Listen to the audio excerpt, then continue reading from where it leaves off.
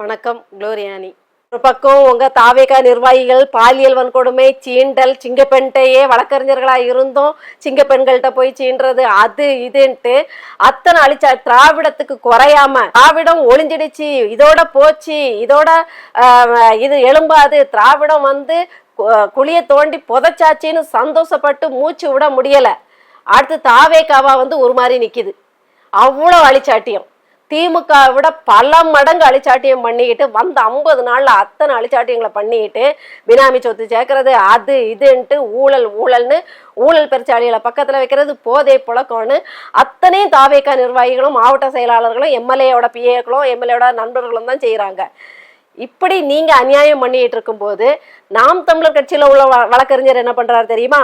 உங்க தாவேக்கா வழக்கறிஞர்கள் பெண்ணை சீண்டிட்டு இருக்காங்க, பெண்ணுகிட்ட போய் சீண்டினதுனால அடிபட்டுக்கிட்டு இருக்காங்க, பெண்களை ஏமாத்தி அவர்களோட ரகசிய உறவு கொண்டுகிட்டு அவங்க கிட்ட இருந்தே பணத்தையும் நகையையும் மோசடி பண்ணி எடுத்துட்டு போற கேடு கெட்ட செயலில் ஈடுபட்டு இருக்கும்போது நாம் தமிழர் கட்சி வழக்கறிஞர் என்ன பண்றாருன்னா, தீரன் திருமுருகன் அவர்கள் மீனவர்களுக்கான அந்த மீன் குட்டி போட்டு தன்னுடைய இனவிருத்தி பண்ண காலத்துல மீன்பிடி தொழிலுக்கு தடை இருக்கும்.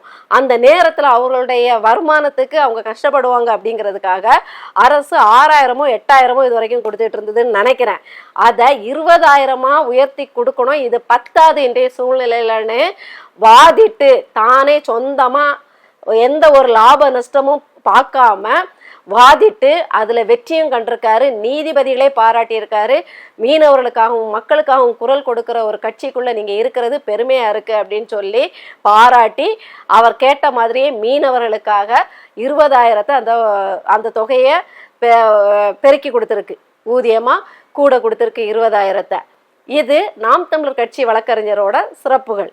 அதே மாதிரி சத்தமே இல்லாம என்ன பண்ணியிருக்காரு இதே தீரன் திருமுருகன் தான். அதாவது அரசு கரூருக்கு போய் பஞ்சு டயலாக் விட்டுக்கிட்டு என்ன பார்க்க, அதாவது கட்சி தலைவரா இருக்கும்போது பார்க்க இறந்து போனாங்க, முதல்வரா இருக்கும்போது கூட கிடையாது.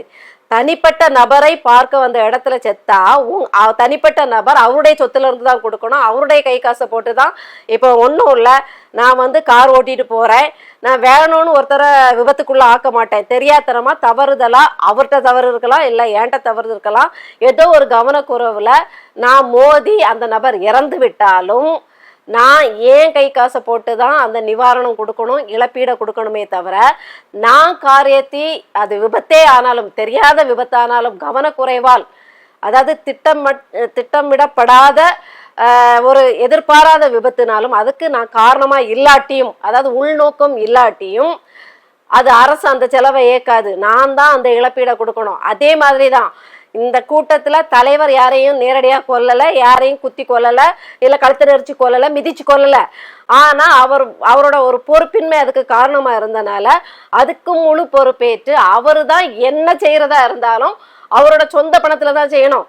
வேலை போட்டு கொடுக்கணும், அவருடைய சொந்த நிர்வாகத்திலையும் அவருடைய சொந்த கட்சியிலையும் நிறுவனத்திலையும் வேலை போட்டு கொடுக்கணும் அப்படின்னு சொல்லி இதே வழக்கறிஞர் தான் இதுல நீதிமன்றத்துல போய் வழக்காடின உடனே தாவேக்கா எப்படி பல்டி அடிச்சிருச்சுன்னா, இல்ல ஒரு தற்காலிக பணி தான் கொடுக்குறேன், ஒரு சின்ன நிவாரணமா ஒரு சின்ன ஆறுதலா தற்காலிக பணியா கொடுக்குறேன்ட்டு நிரந்தரமா கொடுக்க போன பணிய தற்காலிக பணியா மாத்தி வச்சதும் இதே வழக்கறிஞருடைய வாதாடும் திறனாலதான். இப்படியாக நீங்க எல்லாம் ஏப்பம் விட ஆரம்பிக்கையில நீங்கெல்லாம் திருட்டு திமுகவுக்கும் ஊழல் அதிமுகவுக்கும் டஃப் கொடுத்து தமிழ்நாட்டை சூறையாடி ஏப்பம் விட்டுட்டு இருக்க வேளையில நாம் தமிழர் கட்சி வழக்கறிஞர்களும் நாம் தமிழர் கட்சி பிரமுகர்கள் இல்ல பாசறை ஒருங்கிணைப்பாளர்கள் இல்ல உறவுகள் அடிமட்ட உறவுகள் வரைக்கும் இன்னைக்கும் மக்கள் நலனுக்காக தான் போராடிட்டு இருக்காங்க, மக்கள் நலனுக்காக தான் நீதிமன்றத்தின் வாயில தட்டிட்டு இருக்காங்க.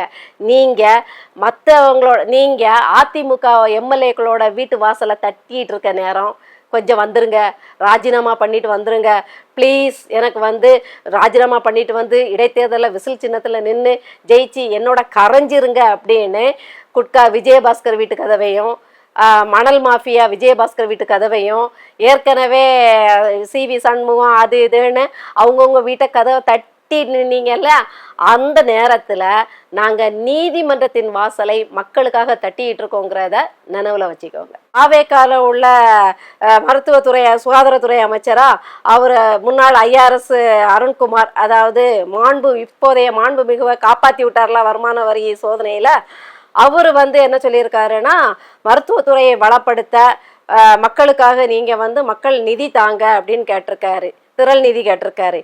இதை இப்ப எங்க கொண்டு போய் வைப்பீங்க?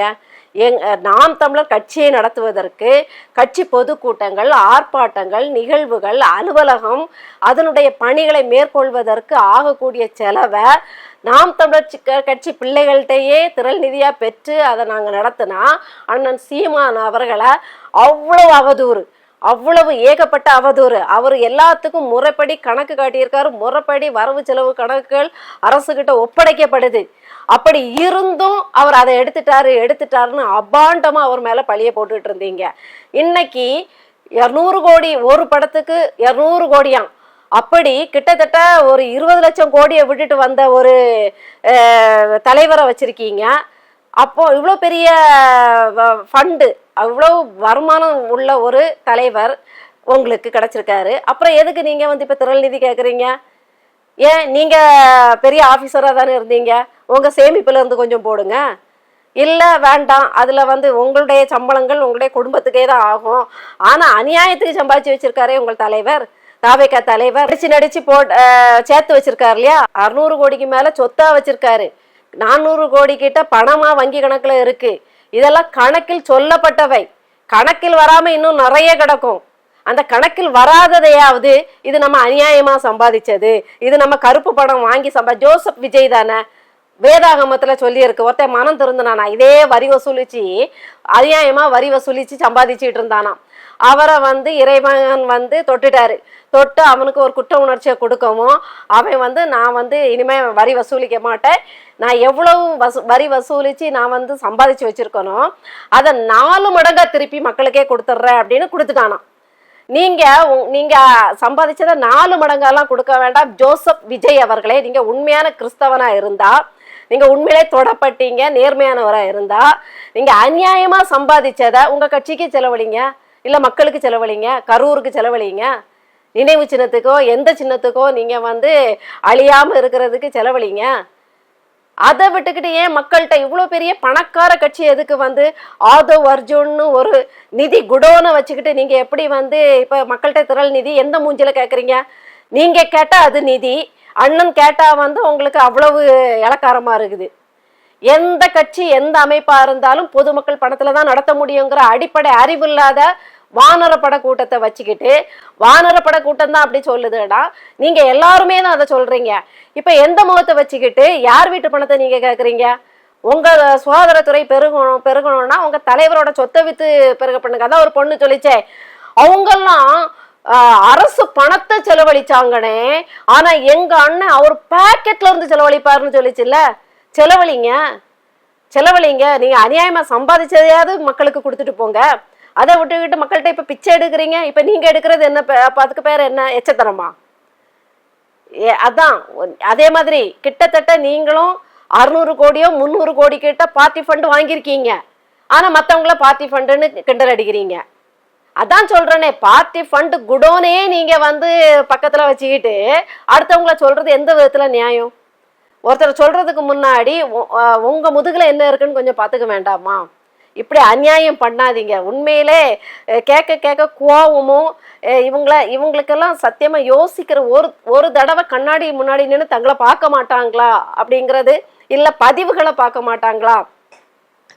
மக்கள் என்ன சொல்றாங்க, மக்களோட எண்ணம் என்னவா இருக்குது, நம்ம கட்சி மக்கள் சொல்றதை தவிர்த்துக்கிட்டு பொதுவா மற்றவங்க என்ன பேசுறாங்க, என்ன பதிவிடுறாங்க, அவங்களோட மனநிலை என்னன்னு கொஞ்சம் புரிஞ்சுக்கிட்டாவது நடந்துக்கோங்க.